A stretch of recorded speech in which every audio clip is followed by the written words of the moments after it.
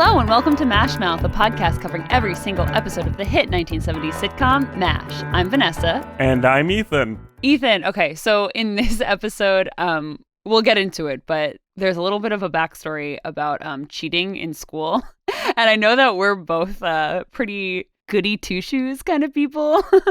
So do you have any cheating stories of ever cheating on a test or anything in school? Okay, so this is kind of embarrassing. I don't really. I don't have a story of me conning my way into some test answers, But there was one time in middle school, and this is so dumb, and I apologize for everyone listening who's going to feel secondhand embarrassment over hearing this story. But in middle school, we had to take a state test, right? Something not reflected in our grade, but something of hey, here's your general aptitude, something like that. And it was one of those things where you had to put your name and your school on the header. And I, being an idiot, in 7th grade, just for this day, my brain short-circuited and I could not remember how to spell my middle school. So I looked over to the kid next to me, really obviously, and tried to figure out how they spelled it. And the teacher was hey, Ethan, what are you doing? And I was just not, I wasn't trying to get any answers. I was just being a moron and didn't remember how to spell the school I went to for 2 years. That's really funny. I think that mine is a little bit I don't know, more on the side of actually cheating, but even so, it really wasn't. I can only think of really one time. Mine was also in middle school too. It was also on a state aptitude test where you're timed, right? Back before they had technology and everybody did everything on a Chromebook in public school in the United States, we had the teachers just call time of okay, stop writing now. And I remember furiously scribbling to finish an answer and then being okay, I cheated. And that was my badass moment of just look at me cheating on a state test. I was 12. It was so ridiculous. We should clarify that neither of us have ever cheated in higher education. Our cheating experience is limited to middle school because we're such little goody two-shoes. Yes, definitely. Never cheated in college, never cheated in law school. Please, at my law school, don't kick me out. The peak of our rebellion, our teenage rebellion, was 7th grade. Okay, so Ethan, let's get into this episode a little bit more and get away from our cheating scandals of the yesteryear. So in this episode called George, when a young gay soldier is being treated at the 4077th, Frank wants to out him and send him home on a dishonorable discharge because, of course, it's Frank. But Equality Kings, Hawkeye and Trapper, make it their mission to stop this from happening. So, Ethan, right off the bat, what did you think about this episode? This episode was interesting. I've heard of this episode. This is one of those, I think this episode is kind of relatively famous as one of the first good representations of gay people being human beings on television. And it was interesting to watch it because it was not as heavy or as focused on that as you might think. It was very much a regular episode of MASH that happened to feature around a gay character. If it was a Korean soldier, one of their regular wheelhouse kind of things, it would have probably played out relatively the same, It wasn't here's our big gay episode. It was just okay, this happened to them. Yeah, I agree with you. I think that I note as the episode goes on, and we'll talk about it, but you could tell that they were really towing that line because, being gay during this time period was still super controversial.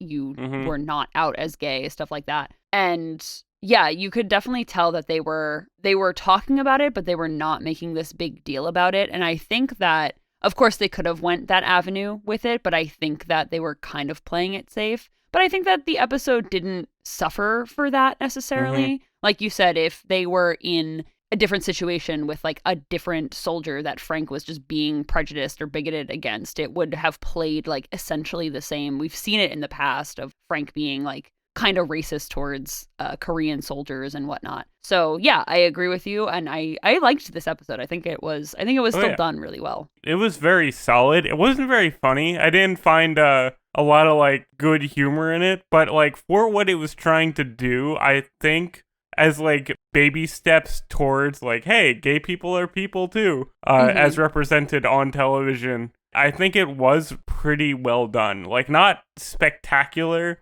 but if you were like in the 70s and watching this kind of stuff for the first time, I imagine that it would have made more of an impact, you know? But I've already seen the decades later of, you know, incorporating more of this into regular kind of sitcom stuff. So it plays a little more like, okay, this is a little more mundane. Yeah, definitely. No, I get what you mean. So to get into the plot of the episode, I really liked how it opened with the OR scene. I thought that Trapper singing Under My Skin, which is a song that I absolutely love, was so funny. And Wayne Rogers was actually such a good singer. I was kind of surprised. Yeah. As soon as he started singing Under My Skin and I like recognized that song, I was like, oh, Vanessa's having a field day right now. She enjoys. You know me so well. Oh, God, that's so funny. I also thought it was great that, like I said, we'll get into Frank and kind of being an incompetent doctor and stuff like that. But I thought it was really funny that they were subtly kind of setting up for Frank being an idiot in the OR, with him just like assisting Hawkeye in a surgery and he was just like not doing well with it. And I thought that was really funny too. Very subtle. Yeah, the fact that that does like play in was kind of surprising because they always make fun of Frank for being a bad doctor. There's not an episode that goes by where they don't like neg him about his surgeon abilities, but the fact that it's like plot relevant this time, it like catches you off guard if you've seen every other episode. Yeah. So they actually make a comment during that OR scene where they talk about, I think it was Trapper who was operating on him, maybe? I don't remember. But the character George has a bunch of bruises on his face, and they do make reference to it in the OR scene. One of the doctors does. And then in the post-op scene, I feel like Frank goes in like stages of just like, okay, like, what's this episode Frank gonna be? And we got hyper-patriotism Frank in this episode. So, okay, this is gonna be something about like Frank's red-blooded American, just really going hard for it. Frank is a man of many layers, and they're all kind of bad. And this is prejudice Frank. Frank is a man of many layers, and all of them are very bad. That's like, can we put that on merch? Jeez, that's so in funny. Theory, maybe I could draw Frank, and we could just skirt around the copyright of that. But yeah, I think the introduction of George is pretty interesting because he's just kind of one of many in the post-op right now. Like, there's a guy with a broken leg who Frank is trying to send back to the army lines. And then we kind of see George, and he's just, you know, a guy. And he's maybe the most 70s looking man on the show we've had so far. I fully thought this guy was Mark Hamill, but only because he has the exact same haircut as Luke Skywalker. Oh my God, isn't that so funny? Oh my God. He does have a very similar haircut. That's so fun. I fully thought that man was Mark Hamill, but Mark Hamill in like 1973 would be like 14, I think. Like, still pretty young. Yeah, you had mentioned a soldier who had his leg in a full cast, and Frank was like, he doesn't need any R&R in Tokyo. And you see Henry kind of butt in of like, dude, calm down. Like, why are you being like so hot about the war effort right now? Like, it's not that big of a deal. Like, we're not gonna lose the Korean War if this guy who is in a full leg cast goes and rests his leg for a little while. Like, calm down, Frank. And it's great irony because he wants to send this guy who does not want to be on the front lines again to the front lines, and then you have George, who is like raring to go, who wants to be there and wants to fight for his country. But because he's, you know, rumors about him being gay, not even like him being confirmed to be gay to Frank, he's like, oh, well, we have to ruin this man's life and give him an dishonorable discharge. Some great irony writing there. And it's not necessarily something that is like in your face, but they do set it up really well that Frank is just a man of hypocrisy. Yeah, and speaking on that too, I thought that the writing was really good in this episode for that little like subtle, hey, like let people live their lives. It's none of your business, that kind of thing. Because Frank is talking to George and he says to him, I'd have you reprimanded for fighting if you weren't such a good soldier, because we find out that he's been wounded like 4 times up at the front lines and he still is like going back and going back and going back. Obviously very like dedicated to the war effort. And so Hawkeye leans over to Frank and is like, hey, it's a free country, basically. Like, you can fight whoever you want. And I think that was probably done on purpose for the topic of the episode of like, hey, leave people alone. Let people do, what they want to do. You can fight who you want and also love who you want. Am Exactly. I right? Exactly. So then right after this scene, we have this scene of Hawkeye kind of just like moseying about, being his very Hawkeye self. He's like painting the toenails of a nurse. And I thought that scene was really funny. Okay. Can we pause for a second and talk about this nurse that he's painting the nails of? Okay, so he's sitting there. He's smooth talking her, painting her nails. And, she's having a good time. She's going along with him. But then she says that she's going on a date with Trapper later. And I'm like, why would you have Hawkeye paint your nails if you're not, like, interested in going on a date with him? That feels... I don't know. I don't know how I feel about that. I think it's funny that the nurses are like, yeah, let's have the surgeons paint our toenails because like they have like really fine precision, and they'd actually do it really well. So like I have to respect the hustle, but also, it was kind of like mean to lead Hawkeye on like that. I'm just saying, if you let somebody paint your nails, you're setting up expectations. Oh, that's funny. Yeah, for sure. That was a really funny scene. And it was also creepy that Radar was like, "Can I watch?" That was so strange. Radar's a good boy, but sometimes they don't know how to like handle his like adolescent virgin energy. It's not always pointed in the right direction. Of course I love Radar, but that was just like so weird.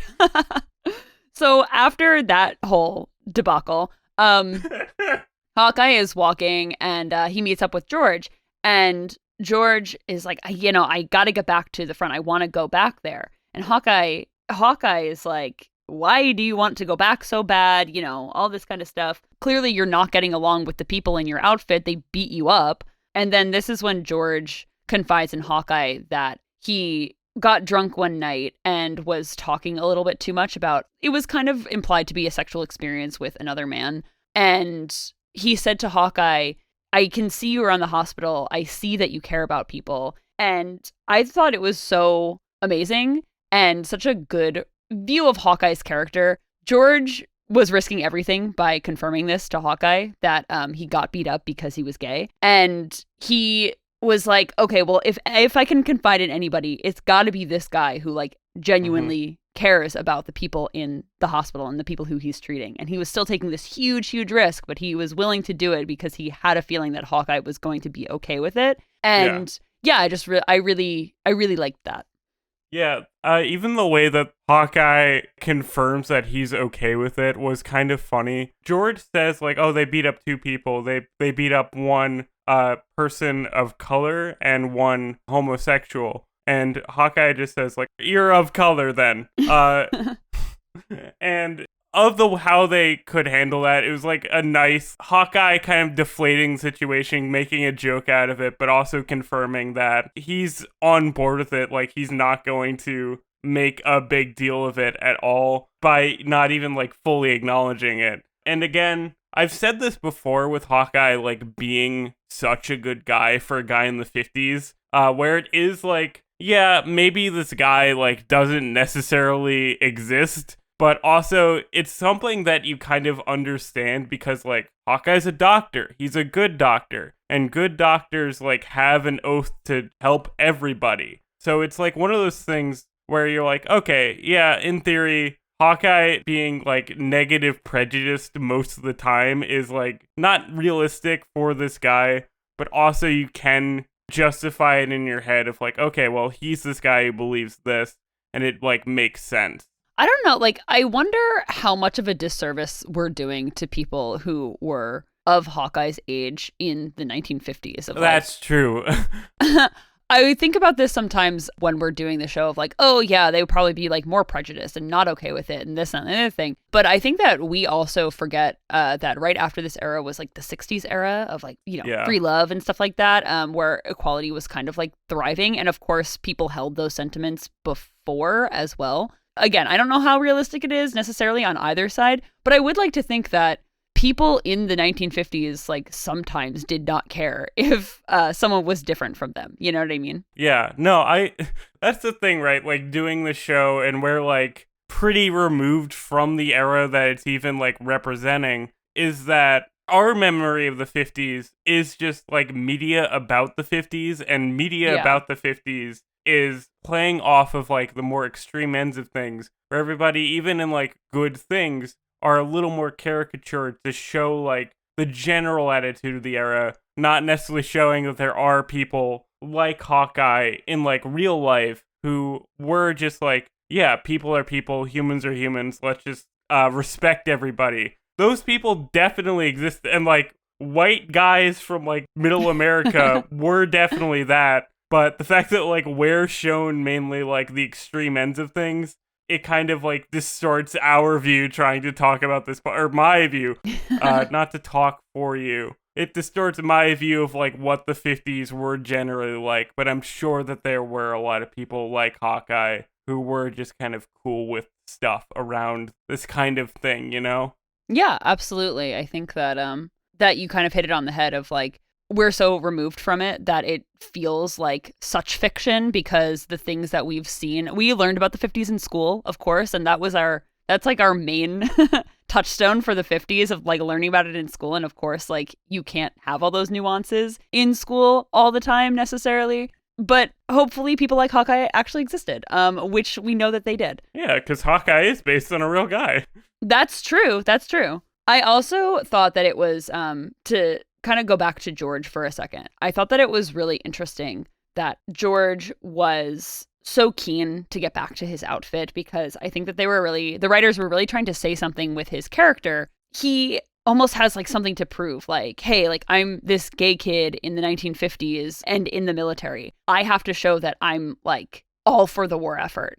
I'm American, like I love my country, stuff like that. And he very well might have done that anyway, of course, but I think that he felt that need to do that more so than maybe other people because of who he was and his sexuality and like what people thought of him in his outfit. And I thought that that was very well done. Yeah, it's not something they like beat you over the head with. It was just like, yeah, this guy wants to be in the war because he kind of needs to prove to himself and others that like he's a full-blown person. He's, an American. He believes in things, which felt realistic. I feel like this does happen a lot with people who are not of the norm, let's say, that they have to fight harder to be kind of well respected. Even if they are in like the closet like this, they have to like prove to themselves that they're still worthy of being a person. And how they do that is like fighting this war, but like fighting it really, really well.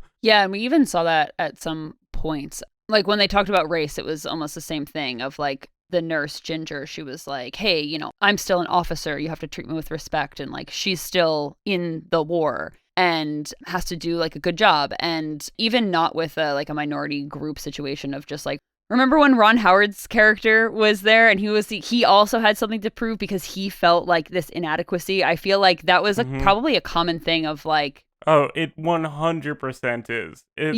Absolutely. Proving yourself through the war effort. And that's like, that in of itself is crazy. And we could go off about that. But yeah, I think that because we have seen that before, it didn't feel like as weird or like misplaced. You know what I mean? Mm-hmm. It's a great contrast to like the Ron Howard one of it, because like the Ron Howard one is kind of just like misguided. I need to prove I'm a man to nobody kind of thing. But in this era, like in the military, I don't know, I understand it like as a disabled person who has to like prove himself a little more around like new people. I understand like where this guy is coming from of like needing that kind of validation of saying like, okay, I can do this even though I am different. I think it was a pretty positive representation of like needing to be like that war guy patriotic person, where in other episodes it is more criticized of like being more kind of misplaced machismo or whatever. This one is just full on like you need the validation for like pretty legitimate reasons. Yeah, absolutely. And of course, like blanket disclaimer, like no one has to prove themselves to like be who they are, of course. Like we know that now, but of course it makes sense back when the time period of MASH was supposed to be and in filming the show in the 70s. So yeah, I thought just all in all, very well done. Loved this scene. This got way more personal and heavy than I anticipated it to be. So, after all of that, after that, like, really nice scene, and this is the last time we actually see George on screen. He is seen very, very little. And I think that was done on purpose, but I will get more into my thoughts on that. So, the next scene is with Hawkeye and Trapper in the swamp, and they're playing this, like, drunken checkers thing, and it's very funny. Yeah. And Frank comes in, and he kind of says to Hawkeye and Trapper that he found out through gossip that George is gay. And I thought that this scene was just done really, really well. I genuinely disliked Frank in all of this episode. As we always say, this is like Frank being like just kind of the worst. But I did like good old schoolgirl Frank with a little secret to tell. It was very, very funny. And he was just so like, la-di-da-di-da, don't you want to know? It was so, like, cute and weird for this grown, like, 40-year-old man to be like, ho, ho, ho, I have a secret.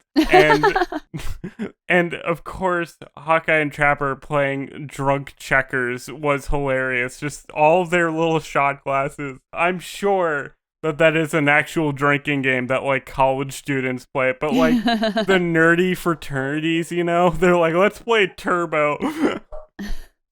I thought it was also funny. So in this scene, Hawkeye tells Trapper why George was beat up too, right before Frank comes into the tent. And Trapper is also dissatisfied with this information as much as Hawkeye was. And I think that also spoke to Trapper's character and Hawkeye. Hawkeye being able to tell Trapper this secret, knowing that he's not going to like spread it around the camp, as we learn that Frank is very just taking all the gossip, spreading it everywhere, all that kind of stuff. So I thought it was really funny when Frank walked in and he has that little secret, like you said, he was doing his whole thing of like, I have a secret. And he tells Hawkeye and Trapper, and he goes, we have one of those in the camp. And Hawkeye and Trapper give each other this look of like, can you believe this guy? It was just a very funny visual acting moment, and it was I thought it was so good. I loved that. Yeah, no, definitely. That was really funny. Just the way that they handle like Frank's bigotry is always so funny because they dress it down so well. It's always like, can you get a load of this absolute idiot? It's really good. And the fact that they're talking about, you know, George being gay and like being pretty like open about it and like, you know, but then the second like Frank walks in, they like switch to talking about like some utter nonsense. They start talking about Hitler. They talk about how Frank is Hitler, and it's like Frank like is like, oh, I know that trick. You talk about Hitler when you talk about me. And Hawkeye says, like, oh, when we're talking about Hitler, or when we talk about you, we're talking about Hitler.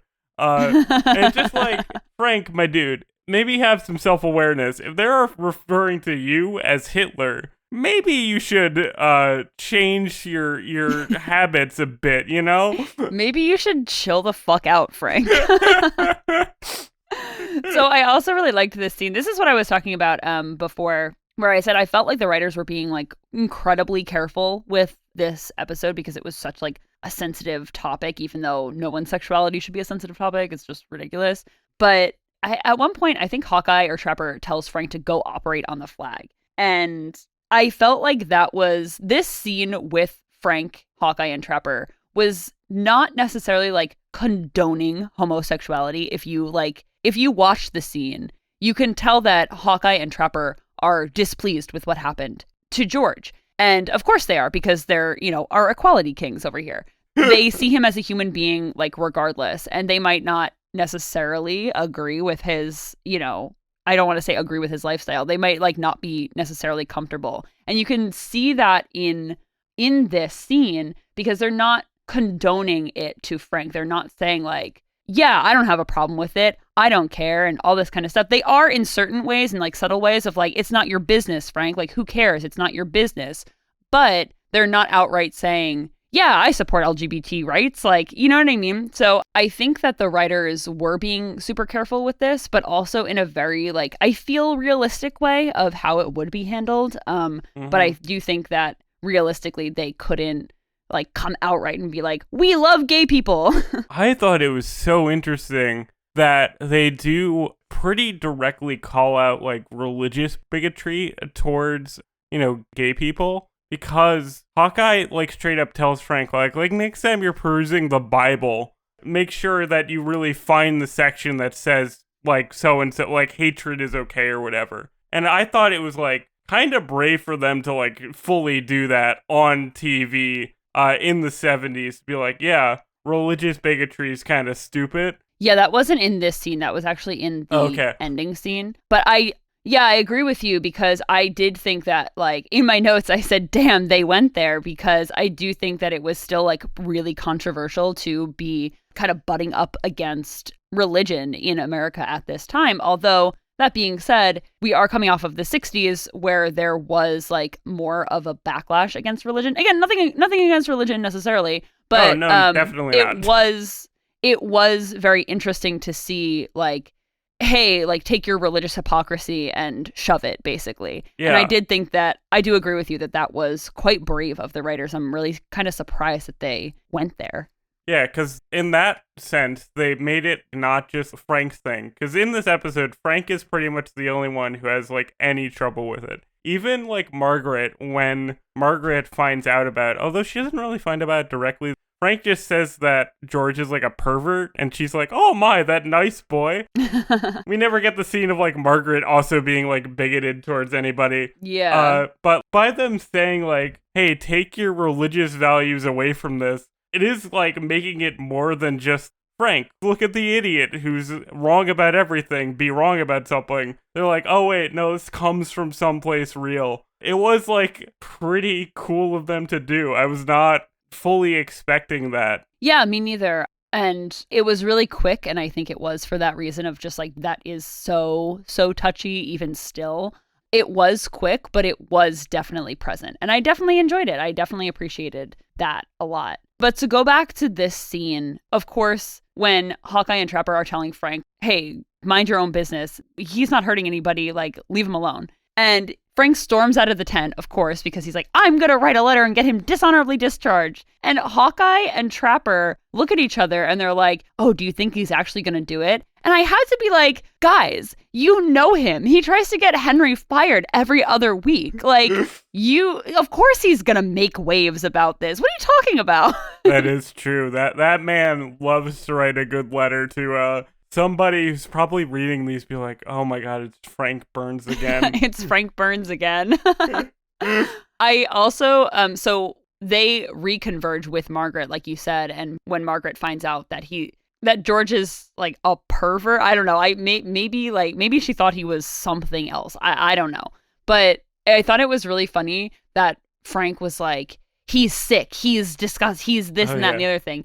And Margaret was, like, being a good nurse about it. She's like, well, if he needs to be quarantined, I have to know right away. Like, you have to keep me updated on these things. I'm head nurse. And meanwhile, it's just Frank being, like, an asshole, because of course it is. That's another point towards them being, like, good doctors, is why they're not, like, upset about this, Hawkeye and Trapper. That fact that Frank uses this kind of, like, insinuation, kind of like these classical idioms of, like, oh, well, he's not like us, he's, he's different. But the fact that he's using, like, these medical terms that, like, people would just throw around casually, and it totally goes over Margaret's head, because she's thinking, like, literally, is, like, really great. I love the fact that Margaret was like, well, if he's sick, he needs to be quarantined, like, not even thinking, like, oh, he's sick in the head, he needs to be away from us as people. Really great. Just everything about this episode. The more I talk about it, I'm like, actually,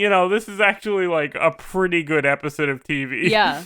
And then I also thought the scene with Henry was really funny too. Like, of course, this is set up where only Frank has an issue with George being gay. So Frank goes to Henry and says, oh, I want like the dishonorable discharge forms or whatever he has to do to ruin this kid's life, like literally ruin his life. And Henry is not having it. He's just not participating in it. It was so typical Henry to be like, I'm not dealing with this because it doesn't immediately impact the camp. Like, this gay kid's in camp. Okay, like, is the world burning? Who cares, Frank? And I felt that was so in character for Henry. Like, all of them were really in character. And I loved that. Even he says, like, oh, did he make a pass at you? And, he obviously didn't. And he's just like, whatever, who cares? It doesn't bother you.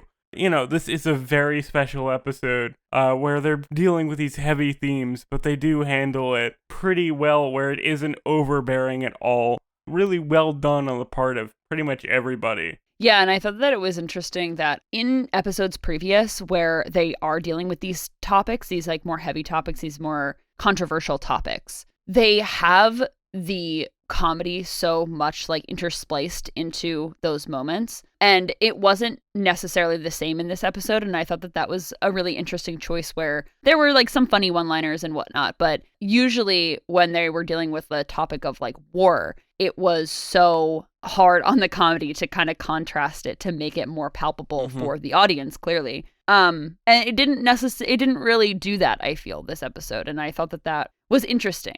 Yeah. No, it's very confident to kind of let your show just be this and not have to worry about like, well, we need a joke every page or like need 5 jokes every page. They did kind of let it play out. And like you said, everybody's in character. So it is funny because these are funny people, but they're not like, falling over themselves and making goofs and gaffes every minute to like, don't worry, this isn't too heavy, don't worry about it, we're fine. It feels like natural. Like the funny moments felt like characters being funny rather than the writer trying to be like, I need something to lay in the mood here. Yeah, definitely. I agree. And so we're kind of at the end of the episode where Hawkeye and Trapper are, of course, going to scheme to make sure that Frank cannot succeed with his plans of ruining George's life and giving him a dishonorable discharge. So I thought that this ending was just so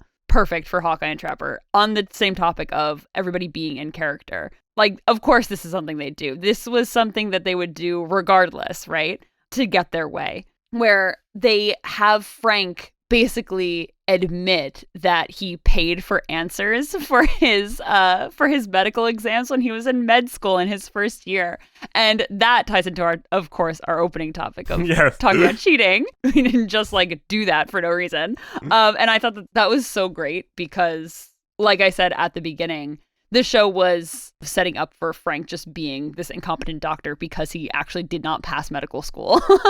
And this is a huge revelation, by the way. Like, this is a pretty self-contained show. They don't tend to, like, carry things over from episode to episode. But the knowledge that, like, Frank never, like, actually passed his, like, medical school exams, like, well, wild. He passed, but he paid for answers in his first year. It was very isolated to, like, his first year. Like they said, they don't care about the when, they just care about the what. Like, they call that out. So him doing this legitimately does invalidate him as a doctor. They, like, use it as, like, hey, you're basically doing the same thing to this kid, but, like, after this episode ends, he's still practicing on people, and he really shouldn't.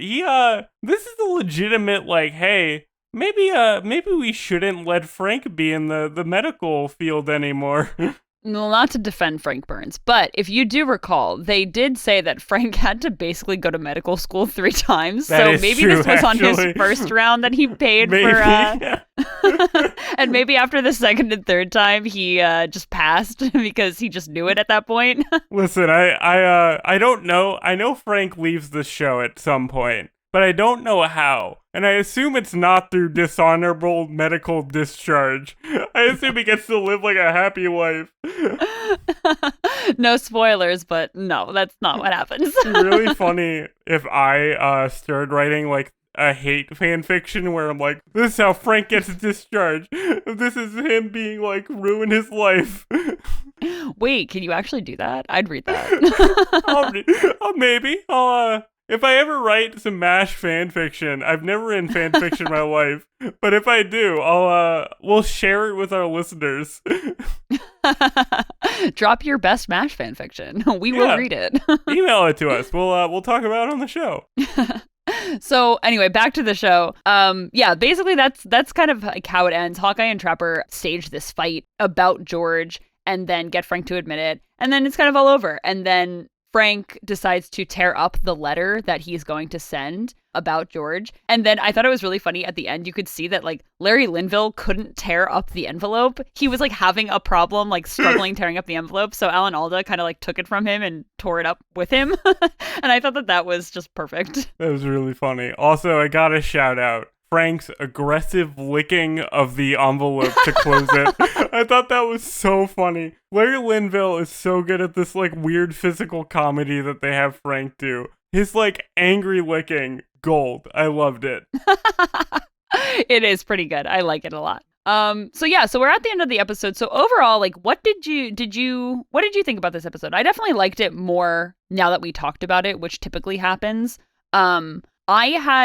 I know I just asked you this question, but I'm going to go for a second. Oh. I had a little bit of, not necessarily an issue, but I do think that this was, like I said, done strategically, where they are talking about this character, George, and you don't see him a lot in the episode, where, and I think that the writers kind of had to do that because they had the audience kind of like sympathizing with George at this point, and they didn't want to like bring up more of the fact that he was gay, if that makes sense. Like, they didn't show him on screen because they didn't want people to like judge his character. I feel that that's what I took away from it. And so it kind of like left this hole in the end of the episode where you would probably see any other character like revisited a little bit in that pre-credits scene, but we didn't see that at this point. And I think that has to do with the subject matter. Yeah, the fact that like George doesn't come back and like shake Hawkeye's hand to be like, oh, thank you for your fine service or whatever. You can kind of feel that it is something that like probably would have made the episode better. But like you're saying, I do understand why they didn't, because,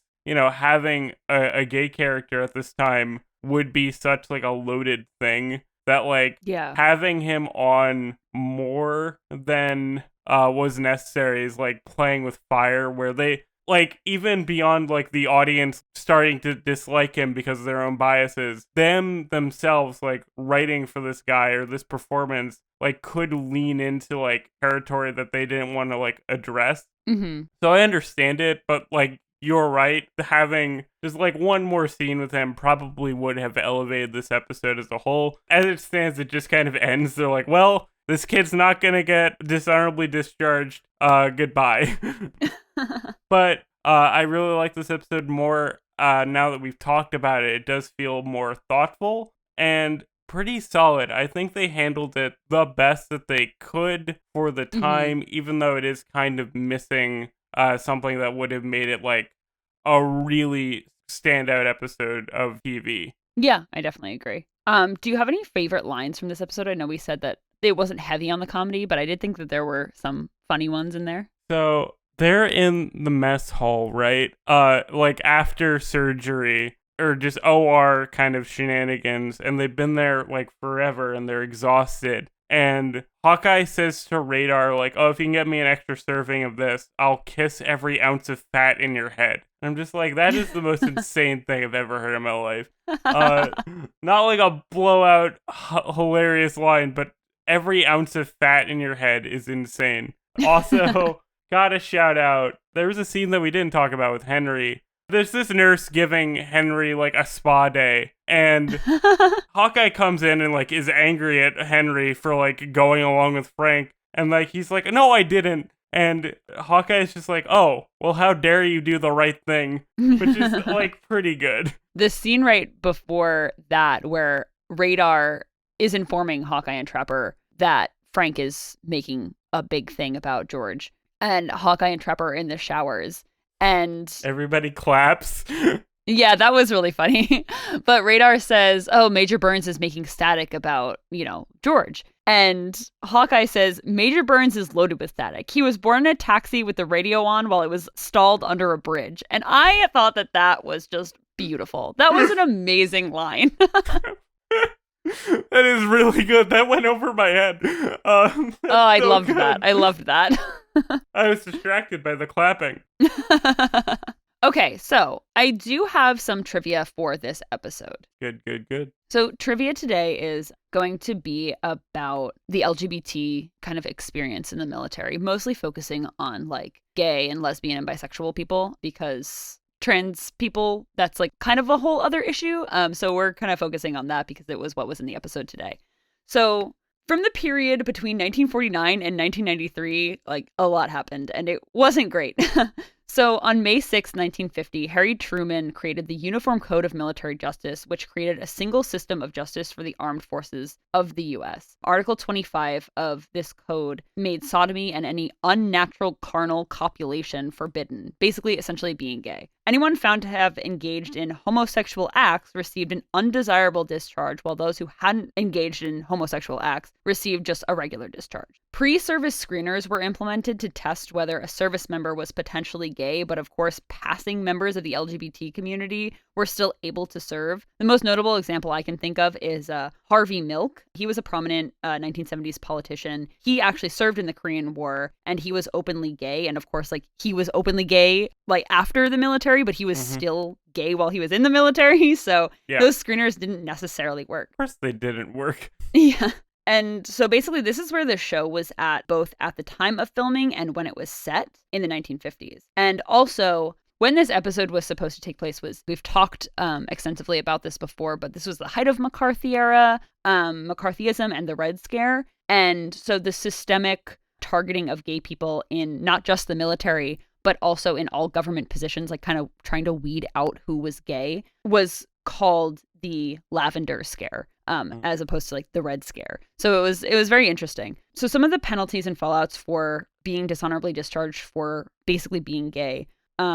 So depending on the discharge, it was likened to a felony conviction. You basically couldn't get a job, couldn't collect unemployment, or own property, vote, and among other things. And in the 1980s, the Department of Defense issued a statement saying that homosexuality was incompatible with military service. So if that gives you any indication of like how gay people were treated at this time in the military and just like kind of in general, that's like what it was. I do also have to note that in, I think, 1972, right before this episode of MASH aired, homosexuality was taken off of the list of registered psychiatric issues. Yeah, so I think that kind of gives context also to this episode. Maybe that's why they decided to like kind of tackle that issue. That's super interesting. That's crazy heavy. I have more actually. Oh my gosh, okay. So I don't want to end on like a super like not positive note. So I do have more about this because it's a really like long, extensive history. So between the periods of 1993 and 2011 was the Don't Ask, Don't Tell era, which I feel like a lot of more people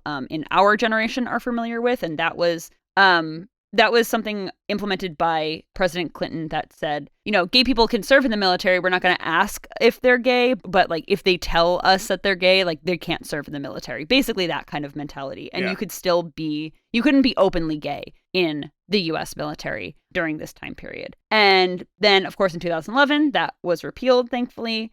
And so discrimination still kind of, was a thing, of course, even after Don't Ask, Don't Tell was repealed.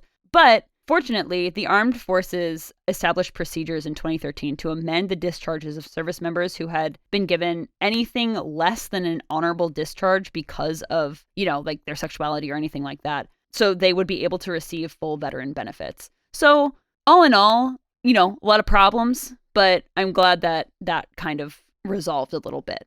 Yes, of course. That is kind of hard to hear about. It's just so unfortunate that people have their lives ruined because of just the way that they are. Very, very sad to hear about, but also something that you should hear about, because if you don't learn about it, then history repeats itself in theory. So thank you for bringing that to the table today with a little more heavy trivia. I do have some more fun trivia if we want to get into a little bit of a lighter topic. The actor who played George, his name was Richard Eli.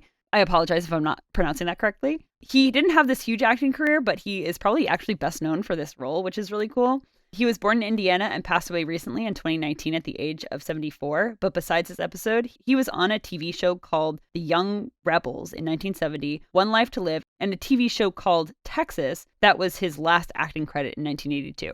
So to make it a little bit better, we have some trivia about this actor, who Mark I thought was Hamill really good in this role. look-alike of a man. But no, he only really had one scene, but he played it really well. And I'm sure asking any actor of this time to do this was kind of like touchy, but he did it really well without ever kind of like evolving into stereotype. Yeah, definitely. I really liked him in this role. So after all of that, I got a lot of this research from this video by a creator on YouTube. His name is Matt Baum. We'll link his video in the description of our episode.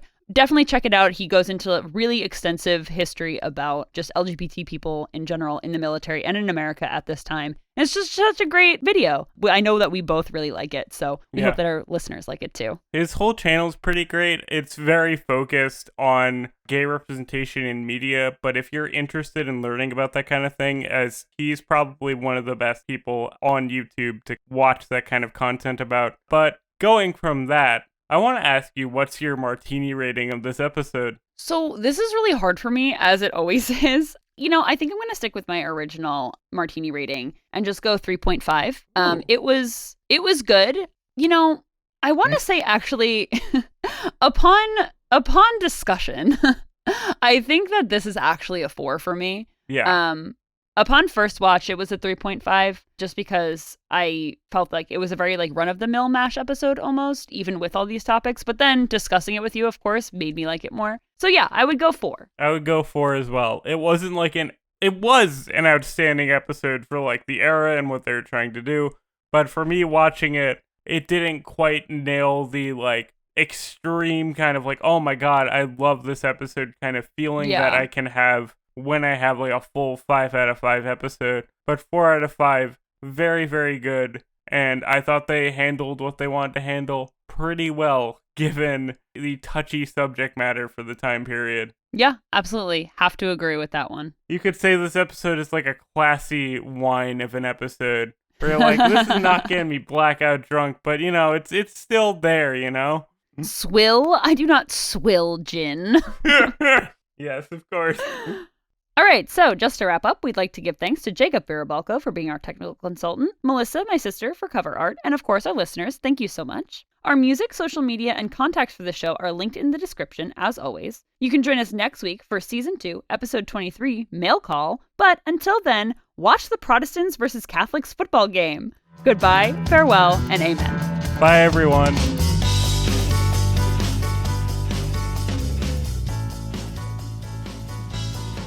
Not a lot to talk about this episode, huh? Really gonna be a quick recording, huh?